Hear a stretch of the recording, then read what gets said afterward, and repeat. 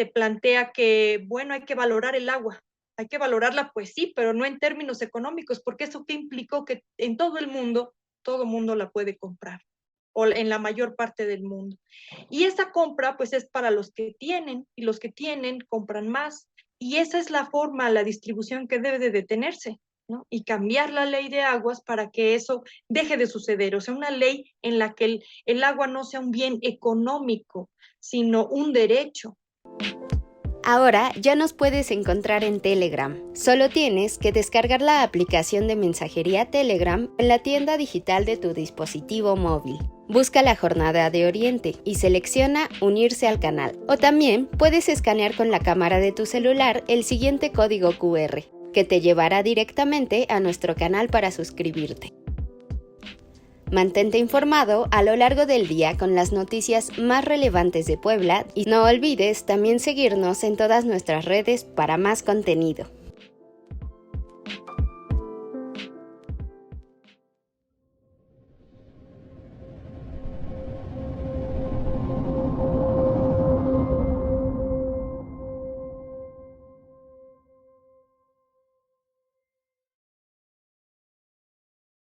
Buenas noches, amigos de la Jornada de Oriente. Bienvenidos a una emisión más de Las Reporteras, este espacio dedicado para quienes día a día le llevamos la información a través de nuestro periódico La Jornada de Oriente y a través de nuestros sitios en Internet, de nuestro portal de noticias, a través de YouTube, de Facebook y de Twitter.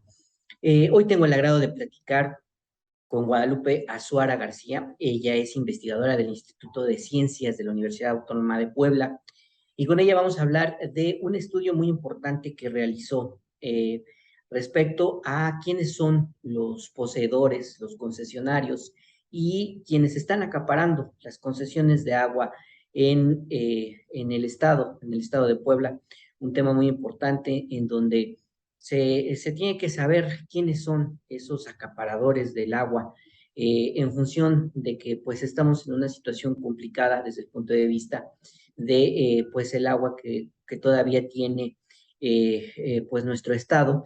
Y bueno, pues ella se dio a la tarea de hacer una investigación científica eh, que bueno, pues determinó quiénes son los poseedores de esas concesiones.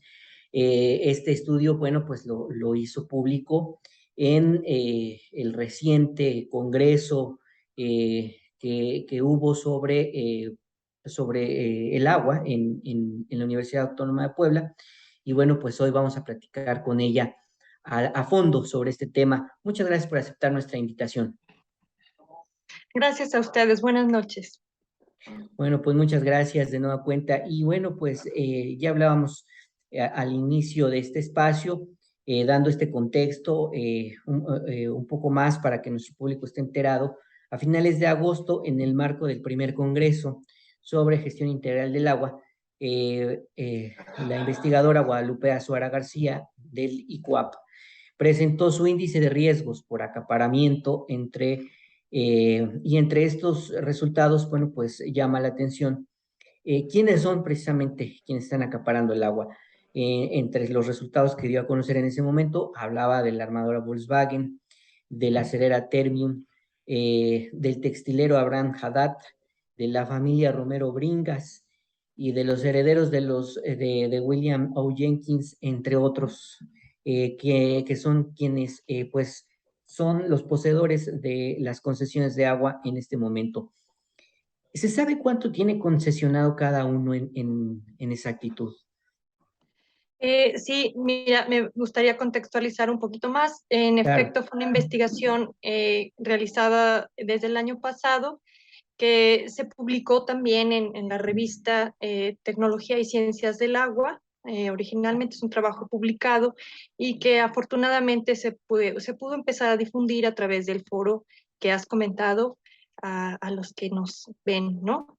Y escuchan. Entonces, este trabajo, el objetivo pues era medir el impacto de aquellos quienes son los verdaderos dueños de grandes cantidades de agua. Hay estudios previos que han dado cuenta de el nivel de acaparamiento, de privatización del recurso hídrico de aguas superficiales y subterráneas. Sin embargo, este estudio intentó ir midiendo a nivel municipal cómo afectaban el acaparamiento justamente de todos estos personajes, pues que controlan las economías, que controlan los recursos naturales de cada municipio, porque además analizar el agua pues implica también entender las variaciones o las diferencias que ésta presenta en su ciclo y en el territorio, ¿no? Es decir, no es igual la cantidad de agua que llueve en una parte que en otra, ni que se recarga que en otra, depende de muchas otras condicionantes y en función de eso, ver pues dónde puede impactar más este tipo de acaparamiento. Y sí se sabe, ya respondiendo directamente a tu pregunta, sí se sabe porque hay un registro de propiedad de derechos del agua, el REPDA, que es un registro público en el que la Conagua permite el acceso a estas bases de datos, ¿no? Aquí nosotros las organizamos, descargamos también a partir de información de la organización Agua para Todos, que ya tiene muy sistematizado. Nosotros actualizamos algunos datos que todavía no se han logrado por el volumen de información que eso implica. Ya con esos datos públicos se sabe quiénes son los dueños del agua y nosotros lo organizamos por municipio. Muy bien. Y no sé si tenga el dato, al menos de estos casos que mencionamos al principio, de cuánto estamos hablando. Entiendo que cada uno de ellos posee por lo menos uno o más octómetros.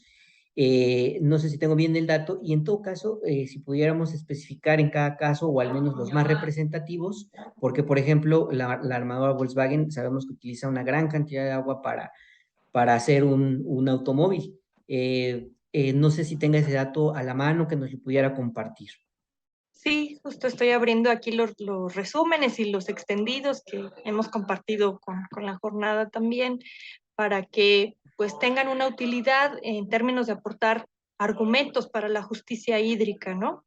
Claro. Nosotros sabemos por cada municipio, se hizo de dos maneras, ¿no? Hay que acotar. Una es quitando los usos público-urbano y también los usos no consultivos entre los que se encuentra la generación eléctrica, para realmente ver de donde sí se consume el agua, quiénes son los que la tienen, ya sea superficial o subterránea. Y en otra parte hicimos también con la generación eléctrica, porque resulta que a partir de la política que se instauró a partir de Vicente Fox y que se agudizó, sobre todo en términos del agua con este Peña Nieto y al final de su sexenio, pues muchas concesiones para generación de energía eléctrica fueron otorgadas a finales en noviembre de 2018 y entonces nos pareció interesante ahora sí contabilizarlas porque ya no iban directamente a la CFE, sino a otro tipo de acaparadores, ¿no? Que de otros rubros, por otras fortunas, pues pueden empezar a meterse a negocios de generación de energía, que bueno, ¿dónde está ese aporte de generación? Eso no lo estudiamos nosotros, pero que por lo pronto tienen concesionadas la mayoría de las aguas. Entonces ahora vamos a hablar contabilizando la generación de energía para que quede más claro para la audiencia. Bueno, en Puebla tenemos que el mayor acaparador es el señor Abraham Haddad Férez, ¿no? Medimos el índice que va de 0 a 1 y mientras más cercano a 0 hay más acaparamiento del recurso en un municipio. Y hay riesgo cuando además el grado de presión hídrica en ese municipio, por las condiciones geográficas en las que se encuentra, pues hay mayor presión o más estrés hídrico y ahí hay mayor riesgo para la población, porque si hay poca agua y hay alguien que la acapara o algunos que la acaparan, eso somete a inseguridad hídrica a la población, porque los primeros afectados son justamente colonias populares, o sea, no se para otra actividad generalmente, pero sí las colonias populares son las que empiezan con los recortes, con los tandeos, meses sin distribución de agua en algunas comunidades. Entonces, bueno, vemos aquí, claro que sí, mira, en Cuautlancingo, el acaparador principal es la empresa Volkswagen de México, es decir, el uso industrial. Y en toda la zona metropolitana nos vamos a encontrar con esa constante, ¿no? Con que es el uso industrial el principal acaparador del agua del agua subterránea. Y acá tenemos una serie de datos con los que se calculó el índice. Sin embargo, quiere decir, y en resumidas cuentas, que en Cuautlancingo hay un índice de acaparamiento de los titulares de 0.1207, es decir, un índice muy alto. El índice va de muy bajo a muy alto. Esto quiere decir que aquí hay un nivel muy importante de acaparamiento y por parte justamente de la empresa Volkswagen de México, que llega a acaparar, lo vamos a ver en otra tabla. Muy bien. Permíteme. No se preocupe en El lo que nivel, abre la aquí está. información. Ah, muy bien, muy bien. Muy bien, entonces aquí tenemos que Volkswagen ya es el primero, se acapara el 47% del agua, lo acapara Volkswagen de México.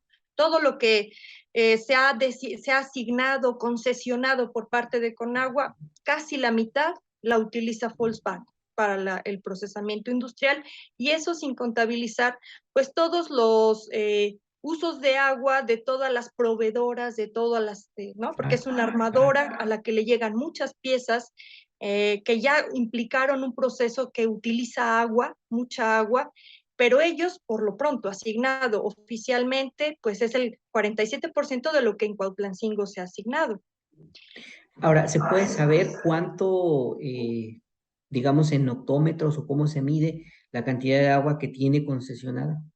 Claro, son hectómetros cúbicos. Bueno, con Hectómetros, agua perdón. nos lo da en metros cúbicos, o sea, miles de litros, ¿no? Y nosotros para un poco simplificar, lo reducimos a veces a hectómetros, pero aquí lo tenemos como nos lo dio la fuente, es decir, tenemos 1.643.023 metros cúbicos, es decir, 1.6 o 64 hectómetros cúbicos anuales.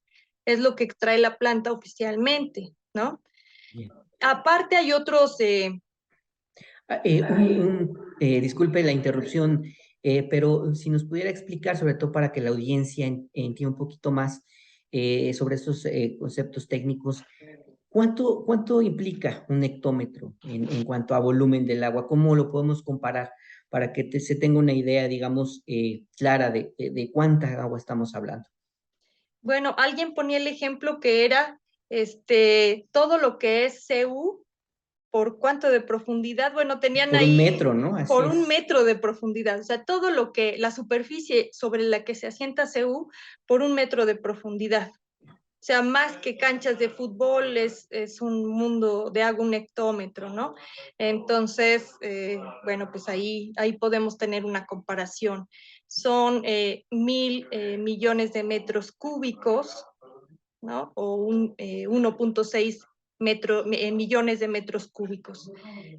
Y bueno, pues sí, para manejarlo, para tener una cantidad que podamos procesar es 1.64 hectómetros cúbicos. Ahora, otro municipio, por ejemplo, como Xostla. Un municipio muy, muy interesante porque, bueno, pues ahí estamos hablando de la empresa Ternium. Y Así es. como contexto también, que aunque quizá no está tan relacionado con el acaparamiento de agua, pero ahí también se empieza a gestar un conflicto por la intención del ayuntamiento de este municipio de municipalizar el servicio de agua. Sin embargo, bueno, pues los miembros del comité hablan del riesgo de que esa municipalización del agua termine en privatización y se le entregue el servicio de concesiones integrales. Así que es todo un tema del agua en este municipio. En algunos casos conviene la municipalización, pero donde sabemos que al final va a llegar a justo los operadores de agua que pues no hacen su trabajo, que no purifican, que no distribuyen adecuadamente y que cobran muy caro, pues es un riesgo mayor, ¿no? Que se municipalice si al final un gobierno débil va a entregar el recurso. Aquí, por ejemplo, el municipio de San Miguel Xostla, tenemos a ILSA o Ternium como el principal acaparador. y aquí ya la proporción que tiene es del 85% del agua que se ha concesionado al municipio, solito. O sea, ya el acaparamiento, ¿cómo lo medimos? Contabilizamos un volumen en el que ya se piense como el funcionamiento, es decir, un mínimo con el que estaría funcionando todo el municipio y dijimos, bueno, un 80% es un parámetro inicial. Si sabemos qué sucede con el 80% del agua, sabemos qué sucede prácticamente con todo el agua.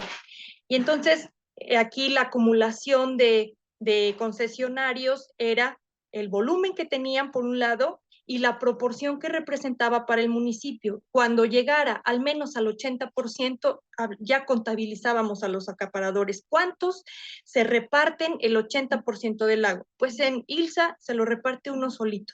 El 85.2% del agua es para esta, es uso industrial, ¿no? Y acá, como vemos, hay otras empresas en ILSA que ya son menores los volúmenes, Metalúrgica de México, Fieltros y Cobertores, pero ya son otras proporciones.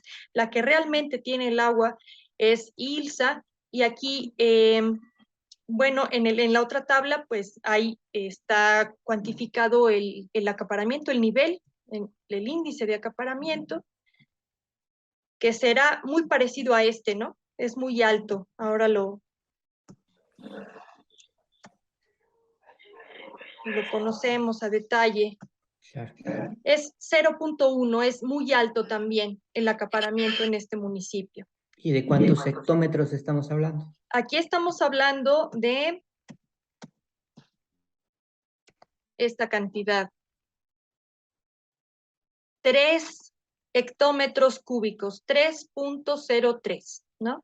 Son muchos millones de metros cúbicos. Así que, pues esta es la cantidad que tiene. No sé si podamos Anualmente. hacer, claro, Sí, adelante. si pudiéramos hacer este ejercicio igual con Puebla Capital, llama la atención el nombre de Abraham Haddad, porque estamos hablando de un textilero, de un empresario, entiendo que de origen libanés, y bueno, pues también estamos hablando de una sola persona que acapara una gran cantidad de agua que se utiliza también con un fin industrial. ¿Qué nos puede decir al respecto? Sí, aquí es el comentario inicial que te hacía. O sea, es una familia textilera, obviamente, que en esta ocasión, en 2018, en noviembre de 2018, le fueron asignados todos estos millones de metros cúbicos. Le voy a poner comas, ¿sí? Porque si no me pierdo yo misma. 114 millones de hectómetros cúbicos es lo que de aguas superficiales para generación de energía eléctrica le fueron asignados a este señor. Entonces, eso es en la cuenca de la Toyac, tiene concesión, pues ha de ser el dueño del río, ¿no? Prácticamente Claro. contaminado y todo, y que también las textileras han contaminado muchísimo ese río, entre otras industrias y entre otros residuos también urbanos, pero es de lo que dispone, ¿no? Para producir energía. Aquí él solito tendría el punto, o sea, el 86.6% del agua total, superficial y subterránea del municipio. Prácticamente todo el agua, ¿no? Si bien en la gente u otras industrias no se surten del agua superficial, pero si hay una posesión, o sea, si es el titular de esa agua, es el Claro. dueño de esa agua, ¿no? Otro tema que nos llama mucho la atención es el asunto de Audi, porque si bien entiendo que oficialmente ellos hablan que tienen dos pozos, incluso por ahí hubo una aclaración de parte de la empresa cuando se publicó esta nota, en el sentido de que ellos argumentan que no tienen concesionada una gran cantidad de agua. Sin embargo, lo que usted nos comentaba esa vez es que ellos habrían comprado agua a otros concesionarios, sobre todo agua que tendría un fin agrícola y que a final de cuentas pues no quedó registrado. ¿Qué nos puede decir al respecto? Y sobre todo por esta inquietud, le insisto, de la empresa de decir que solamente ellos tienen concesionados dos pozos en lo que es la zona de San José Chiapa. Sí, yo creo que este discurso de las industrias pues siempre va a ser para decir que no poseen, que no acaparan, que no destruyen, etcétera. Sin embargo, yo viví en esa zona 8 años, ¿no? Y si bien oficialmente no tienen tantos pozos, estoy buscando el dato específico de la cantidad de pozos y su volumen. Nosotros sabemos de primera mano, incluso de qué pozos compran el agua a los campesinos.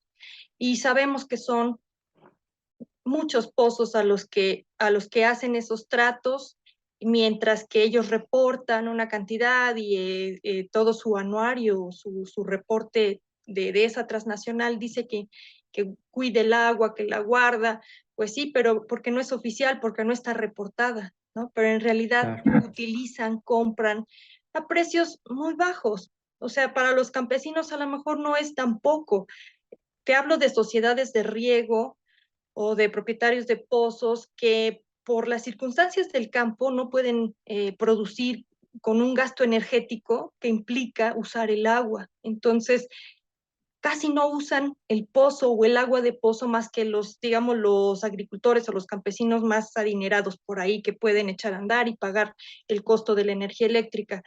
Y entonces ese recurso ahí, como que ahí está, y fue pues fácil para la gente que llega allí de Audi, que un montón de suelo que se acaparó, que se destinó, vaya, todo un esquema que implementó Moreno Valle en contra de los propios campesinos, ¿no? Que vendieron su tierra, que ahora venden su agua a precios pues, de risa para que pueda seguir funcionando y aparentando que no consume mucha agua, ¿no?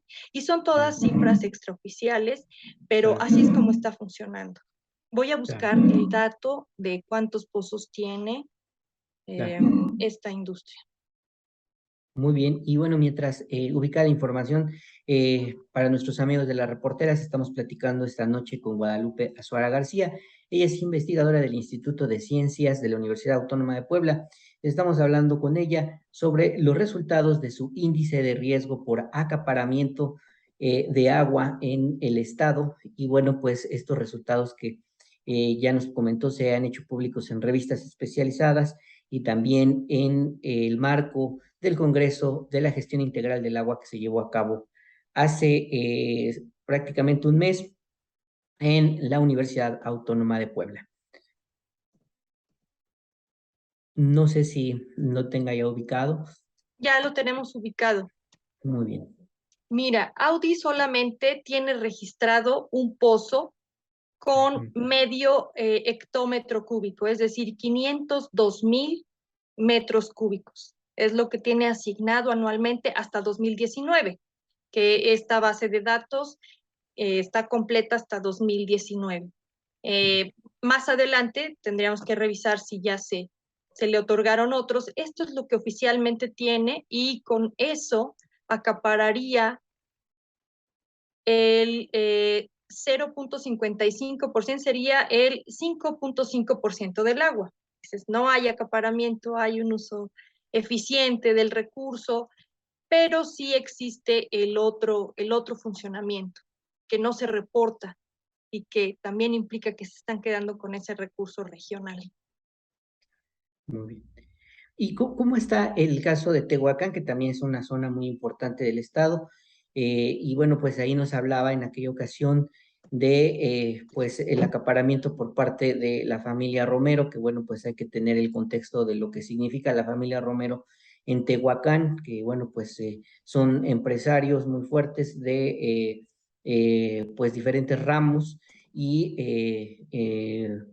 bueno, pues ellos también han incursionado en lo que son la concesión de agua y en lo que ha sido considerado por algunos analistas y autores como los millonarios del agua. ¿Ellos cuánto acaparan? ¿En qué zonas? ¿En qué municipios en particular? Si podíamos tener ese dato.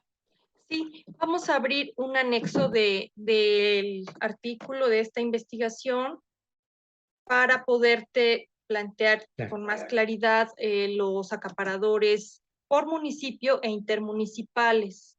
claro.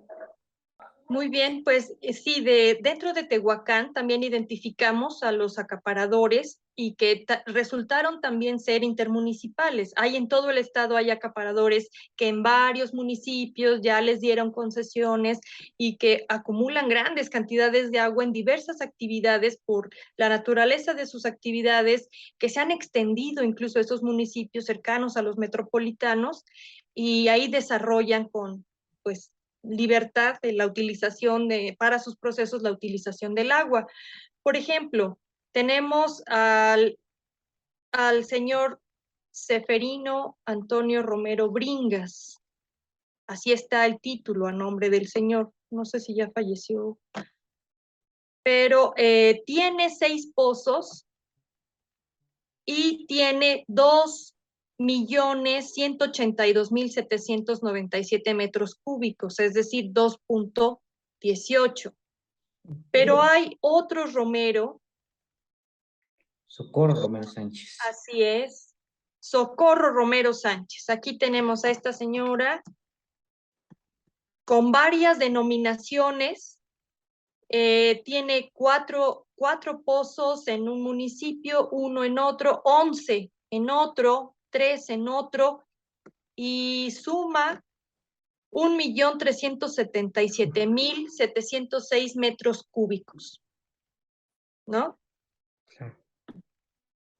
Bueno, Bachoco, por ejemplo, también son acaparadores, ahora los vamos a ver. ¿Esto es solamente en la región de Tehuacán o estamos hablando de todo el estado? Aquí los agrupamos todo el estado. Okay. Todo el estado, pero ellos sí están regionalmente ubicados, ¿no? Así es. Aquí los agrupamos de esa manera porque fue la medición que se realizó, ¿no? Aunque ahorita presento la tabla por municipios. Bueno, acá hay un ejido que tiene 29 millones de metros cúbicos, ¿no? Y aquí están, pues, Elena Minuti, Bortolotti, está Stefanoni, varios Stefanoni, que son acaparadores intermunicipales. Tienen varios, algunos, en este estudio no se identifica exactamente si son o no familiares, rebasa el alcance del estudio, sin embargo, claro, se establecen ciertas relaciones, ¿no?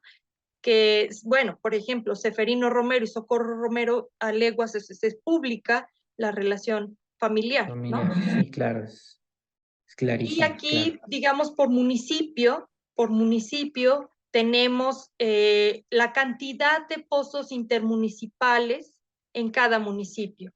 Dice, número de concesionarios intermunicipales dentro del municipio. Tehuacán tiene 19 concesionarios que están en otras partes. ¿Y cuántos títulos agrupan esos 19 concesionarios? 41.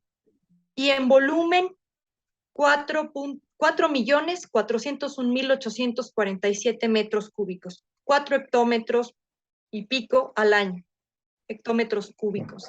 En Tepanco de López también hay un acaparamiento y presencia de acaparadores intermunicipales muy importante, 14, que acaparan 27 títulos, con más de 1 hectómetro al año. Atlisco, otro municipio, igualmente con muchos acaparadores, 13, que tienen 16 títulos y 1.5 hectómetros cúbicos al año. Y también Puebla. Hay 12 acaparadores intermunicipales que poseen 22 títulos y casi 1 hectómetro cúbico, 0.88 de hectómetro cúbico, ¿no? Así vamos identificando digamos que el orden lo da el número de concesionarios intermunicipales, ¿no? Pero podemos ordenarlo por número de títulos y también ya se va viendo, porque aquí, por ejemplo, hay uno que tiene 16 títulos, este acapara más. En San Martín Texmelucan, por ejemplo, hay un acaparamiento importante.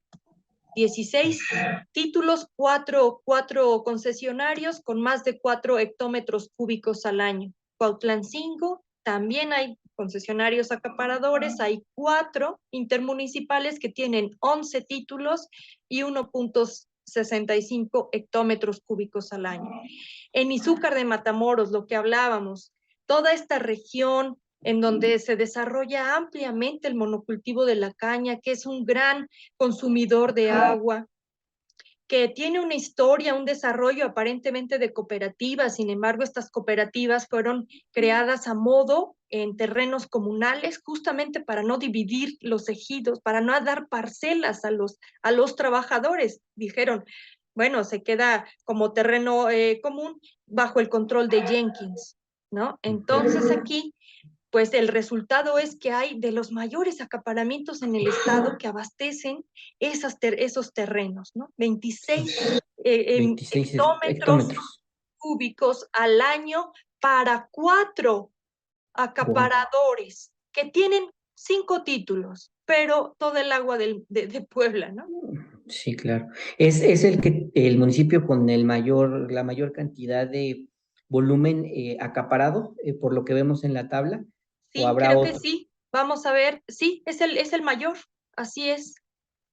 Y decíamos, es para toda esta industria de la caña, ¿no? Que Sí, entiendo que también trabaja de la mano con Bacardí y toda esta industria. efectivamente, abastece fundamentalmente Bacardí, que no deja de ser negocio desde que el alcohol era ilegal y se exportaba ilegalmente a Estados Unidos, pues sigue dando sus dividendos con el agua del Valle de Izúcar de Matamoros, ¿no? Ahora, ¿qué tan gastado, qué tan afectado está el acuífero de esta zona? Bueno, sí, tengo los datos, no me los sé de memoria, pero podemos abrir la tabla Sí, para ver el nivel de desgaste del acuífero, pero ahora verás cuál abro. Bueno, si quieren hagan un corte por en lo que lo claro. busco, o si No, quieres no se otra preocupe. pregunta. Sí, pues seguimos en esta plática, en esta charla muy amena, muy interesante, con Guadalupe Azuara García, investigadora del Instituto de Ciencias de la Universidad Autónoma de Puebla. Con ella estamos platicando sobre los resultados de este índice de riesgos por acaparamiento, esta investigación hecha sobre quiénes son los dueños, los poseedores de las concesiones, lo que también se conoce como los millonarios del agua, los que acaparan el agua en el estado de Puebla. Estamos hablando de una situación hídrica muy complicada para el estado en general, sobre todo para el acuífero de el Alto Atoyac y también del Valle de Puebla. Y bueno, pues estamos conociendo quiénes son para que el público tenga su mejor opinión, pero sepa sobre todo quiénes son los empresarios que vemos que están acaparando esa agua para fines, sobre todo industriales, para fines de beneficio económico particular. Y es lo que estamos viendo con ella, estos resultados. A reserva de que nos pueda dar el dato que preguntamos sobre Claro, cómo se sí, encuentra ya el la encontré. acuífero del Valle de Izúcar de Matamoros, porque vimos este dato tan revelador que nos da de 26 hectómetros al año. No sé si tenga el dato, son 26 millones de hectómetros. ¿Cómo se lee? Sí, 26 millones de metros cúbicos o 26 Sí. hectómetros cúbicos al año. Aquí Muy tengo bien. la tabla. Bueno, es una síntesis del Valle de Puebla. La disponibilidad que le queda al acuífero son 20, no sé si se tape con mi pantalla o si lo Un logran ver. poco, Ajá, se tapó un poco. muy bien, ahí ya lo logran ver. Sí, No, está un poco hacia la derecha. eh, Ahí ya se puede ver un poco más. ok. Bueno, el Valle de Puebla, a ese acuífero que es donde está el municipio de Puebla y toda la parte metropolitana poblana, le quedan 20 hectómetros al año. El Alto Atoyac, que es la parte de Tlaxcala, toda la mayor parte de la subcuenca, le quedan 29 hectómetros. Imagínense si a una empresa le dan 26, o sea, ¿cuáles son las proporciones de las que estamos hablando? Es lo que le queda al acuífero, el dato que estamos dando. Al de Atlisco y Zúcar de Matamoros le quedan 37.88, ¿no? Hectómetros al año. Es la disponibilidad anual. Al Valle de Tecamachalco, como sabemos, ya es deficitario. Ya se le saca más de lo que puede recargar el acuífero y pues ya únicamente medio empiezan a jugar un poco con la redistribución de volúmenes de aquellos que lo permiten, porque también hay pues agentes poderosos que que no quieren soltar el agua, ¿no? Al Valle de Tehuacán, a ese acuífero, así se llama, le quedan 28 hectómetros. Al de Tecolutla, que es donde está Teciutlán, le quedan 28, también parte de Veracruz, 28 hectómetros, y al Libres Oriental ya solo le quedan 2 hectómetros de disponibilidad media anual. Esos serían los datos de los acuíferos, ¿no? Muy bien, muy bien. Bueno, pues todo esto es muy interesante porque estamos hablando de una situación muy compleja sobre la disponibilidad de agua. Y recuerdo que en esa plática hablaba de, digamos, un, media, digamos, una disponibilidad media. ¿Cuántos años le quedan al acuífero, por ejemplo, del Valle de Puebla para seguir dando esta cantidad de agua o para que deje de ser o para que empiece a ser deficitario? Sí, aquí lo tenemos. Bueno, sumando la cantidad de agua que le queda al acuífero Valle de Puebla y el Alto Atoyac, que es donde está la zona metropolitana Puebla-Tlaxcala, son 50 hectómetros, ¿no? Porque son 20.6 más 29.3, poquito más de 50 hectómetros.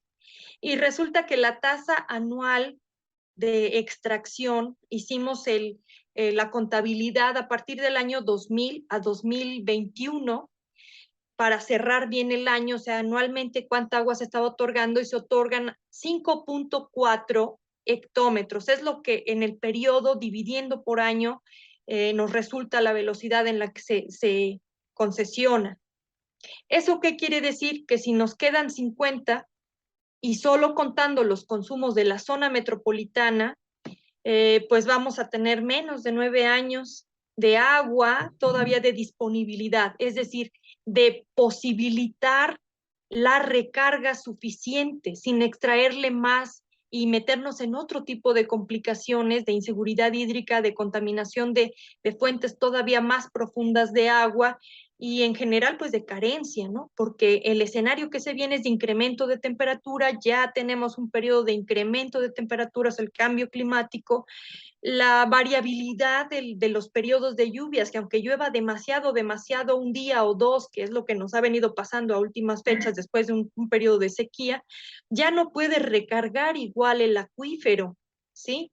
Ya no se permite ni siquiera la retención en el suelo, la humedad para todo el ciclo agrícola y se descontrola, ¿no? Entonces, contando todavía esas agravantes, ¿no? De incremento de temperatura, de más variabilidad en la precipitación, no le vamos a permitir al acuífero pues que se pueda recargar adecuadamente y le seguimos sacando agua. Muy bien. Muy, muy interesante todo lo que nos platica Guadalupe Azuara García, investigadora del Instituto de Ciencias de la Universidad Autónoma de Puebla, quien nos está pues revelando estos pormenores de el índice de riesgos por acaparamiento, este estudio que realizó, por supuesto, como investigadora del ICUAP. Me gustaría hacerle dos últimas preguntas en función de que el tiempo en este espacio pues es corto. Primero, en su opinión, ¿la Conagua debería de tener estas concesiones de agua en el estado para evitar que se siga consumiendo o que se acabe los acuíferos? No sé qué se puede hacer al respecto ahora que se tiene conocimiento de quiénes están acaparando el agua.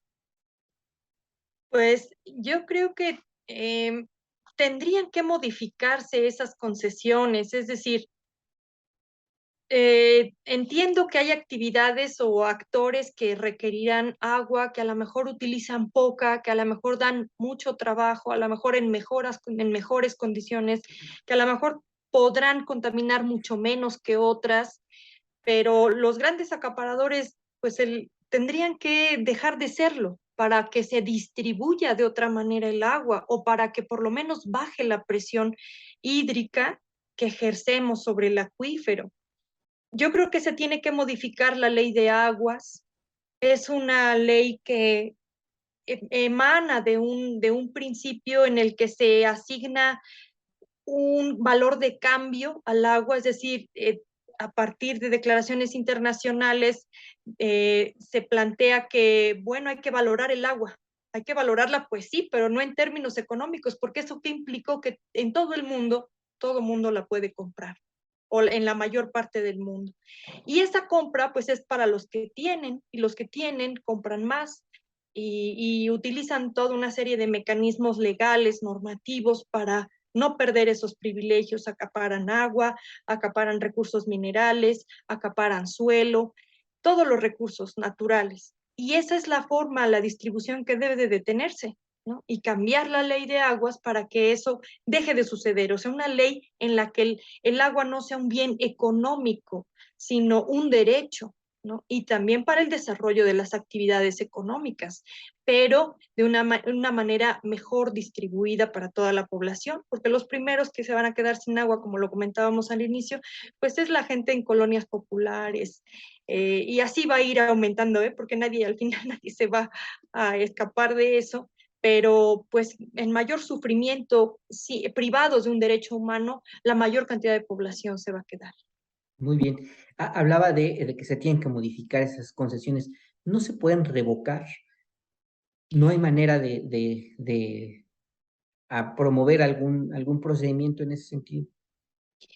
Pues yo creo que ya hay mucha presión y mucha organización en México para impulsar el cambio de la ley.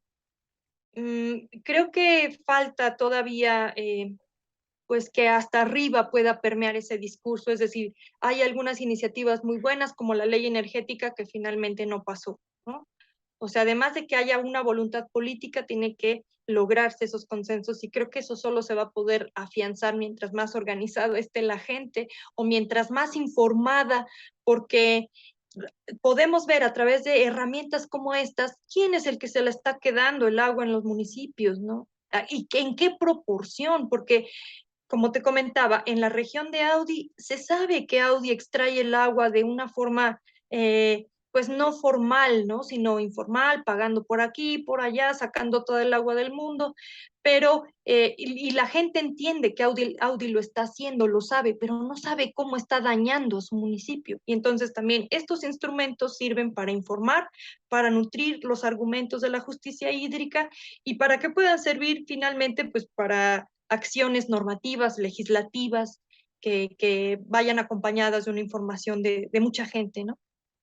Correcto, pues muchas gracias de nueva cuenta a Guadalupe Suárez García por habernos permitido platicar con usted sobre este tema, por, digamos, permitirnos ir a fondo de lo que ya nos había platicado en esa exposición que dio sobre el índice de riesgo por acaparamiento.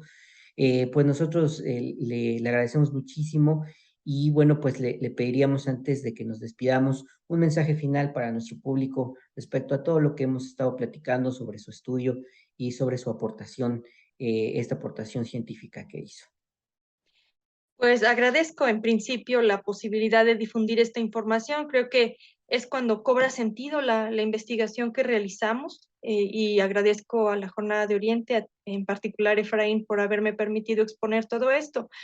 Un mensaje final, ¿cuál es? Bueno, pues que el panorama no solamente es el acaparamiento, sino también la contaminación de esa agua, Claro, que nos encontramos en un riesgo, en una emergencia sanitaria y que se tienen que transformar esas condiciones que tenemos todos. No es la culpa del ciudadano común solamente, ¿no? Ni fundamentalmente. La culpa sí es de los grandes acaparadores, de las grandes industrias, que no solo se la quedan, sino que la devuelven contaminada, que la devuelven inservible, cancerígena, que esa agua se va a otros ámbitos como suelo, alimentos, etcétera, y pues que tenemos que cobrar conciencia que estamos llegando a límites ecosistémicos que ponen en riesgo la salud de los seres humanos y del resto de la biodiversidad.